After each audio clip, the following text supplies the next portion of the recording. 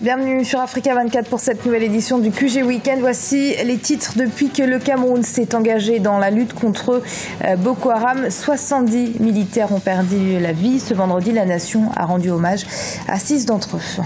L'éducation, véritable facteur de développement pour le continent, et pourtant les investissements dans le cycle supérieur restent encore trop faibles. Et puis décès de l'auteur zimbabwéen Chenjerai Ayove ce mardi 14 juillet des suites de complications rénales. Il était exilé en Norvège depuis 14 années.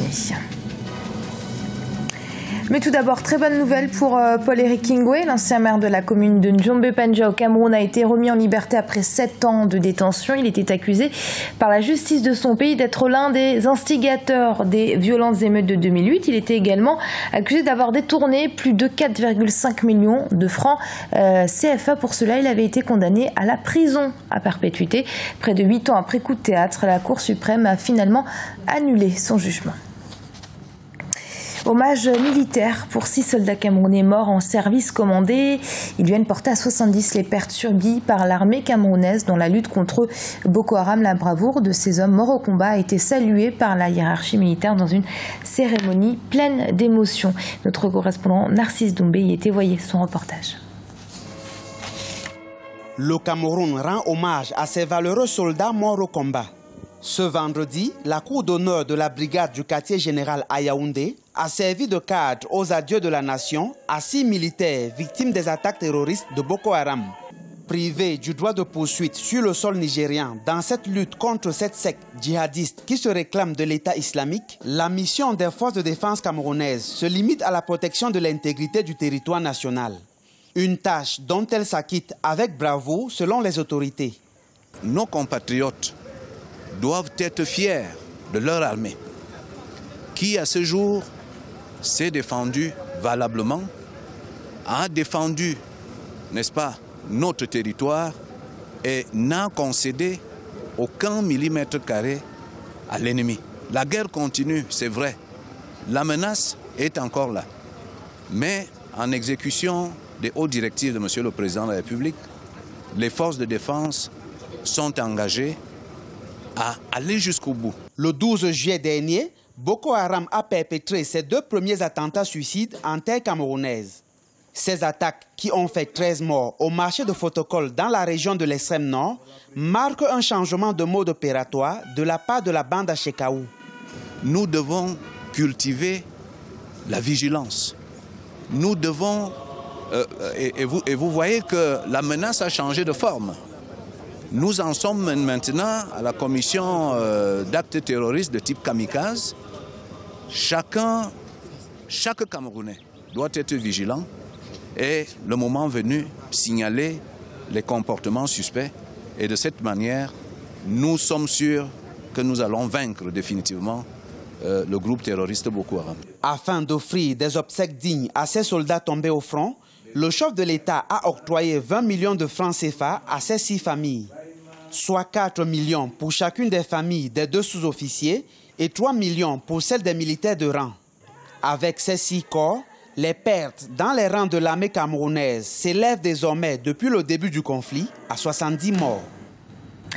Et sachez par ailleurs, toujours dans le cadre de cette lutte contre Boko Haram, l'armée nigérienne a tué 31 membres du groupe terroriste dans le lac Tchad et aurait capturé un de leurs leaders. L'opération a été menée au Nigeria, près de la frontière avec le Niger.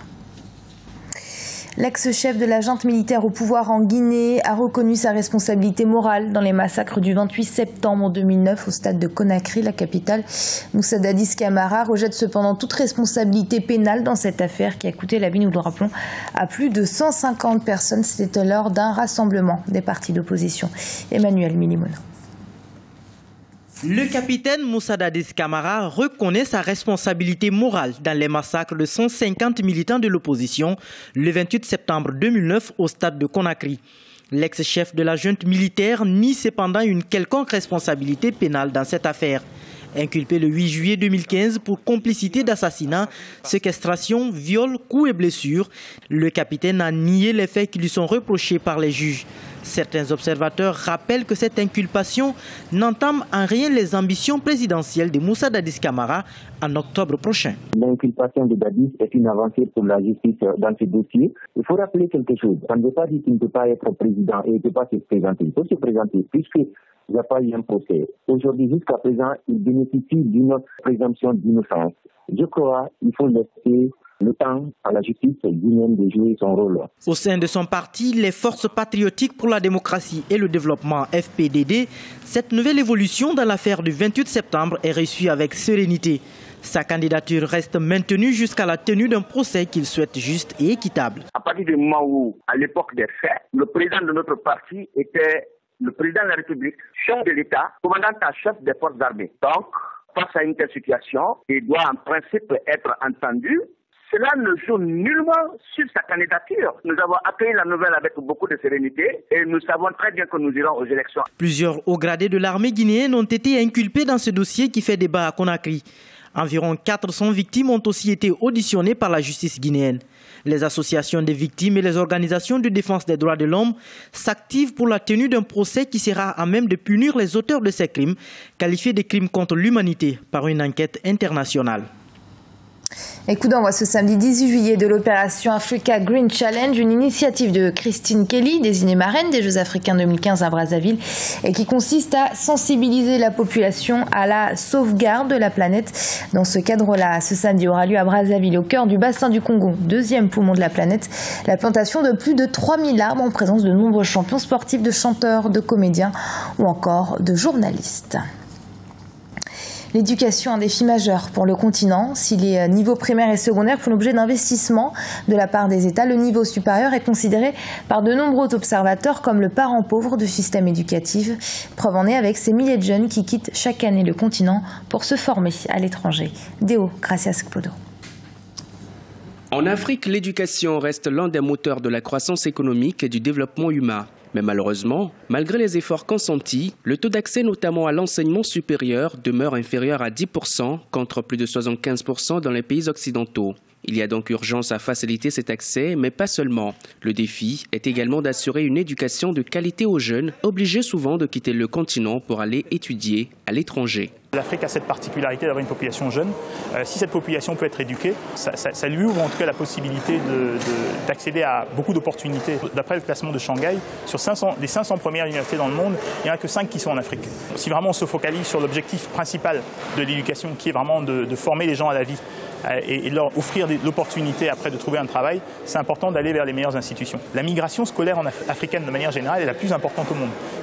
En moyenne, dans le monde, 2% des élèves vont étudier à l'étranger.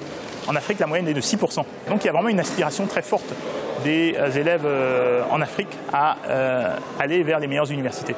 L'enjeu clé pour le continent africain serait donc de faire face à la croissance des effectifs dans son système éducatif. Cela nécessite davantage d'investissements de la part des États. Mais déjà, à titre d'exemple, des pays comme le Burkina Faso, le Niger, le Rwanda ou encore le Tchad présenteraient des niveaux de dépenses publiques concernant l'éducation qui dépassent 100% de leur PIB par habitant. Les analystes estiment qu'il est important de réorganiser la répartition des ressources afin d'encourager la recherche et le renouvellement des outils pédagogiques. Les États font beaucoup pour l'éducation en Afrique et je pense que c'est important de le reconnaître. Si vous regardez par exemple les dépenses, le budget de l'éducation en pourcentage du PIB en Afrique, c'est environ 20% du budget dans la plupart des États, 4% du produit national brut. C'est en ligne avec l'effort que consacrent les nations développées à l'éducation. Le gros problème de l'éducation en Afrique, c'est la démographie. C'est qu'avec la démographie en Afrique qui est importante, ça nécessite un investissement de plus en plus important.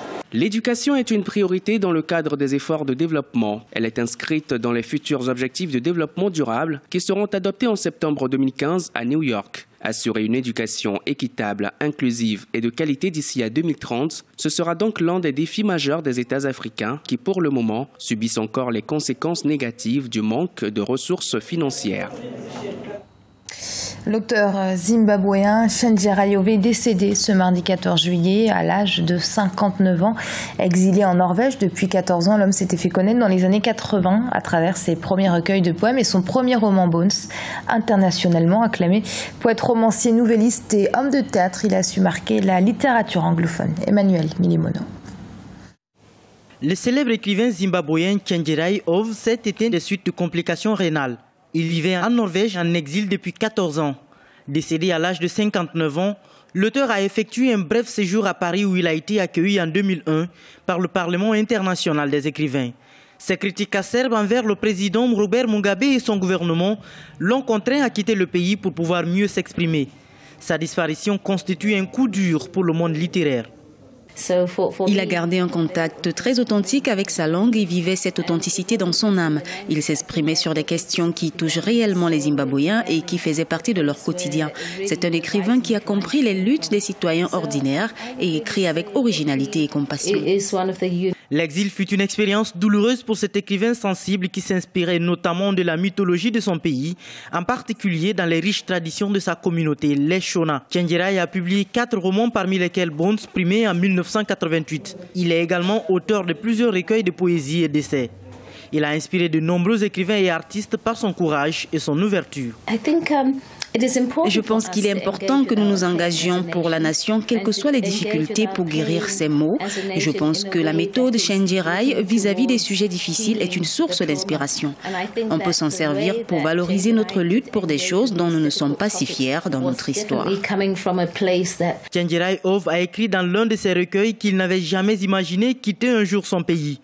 Né en 1956, il a fait ses premiers pas dans la poésie qu'il exprimait dans sa langue maternelle, le Shona. Il est l'auteur de 4 volumes de poésie, Up in Arms en 1982, Red Hills of Home en 1985, Rainbows in the Dust en 1998 et Blind Moon en 2003. Poète dans l'âme, Tchenjerai Ove était aussi un militant infatigable des droits de l'homme. Et ce journal a été préparé par l'ensemble de la rédaction. Merci de l'avoir suivi. Restez sur Africa 24 dans un instant, une nouvelle édition de l'information.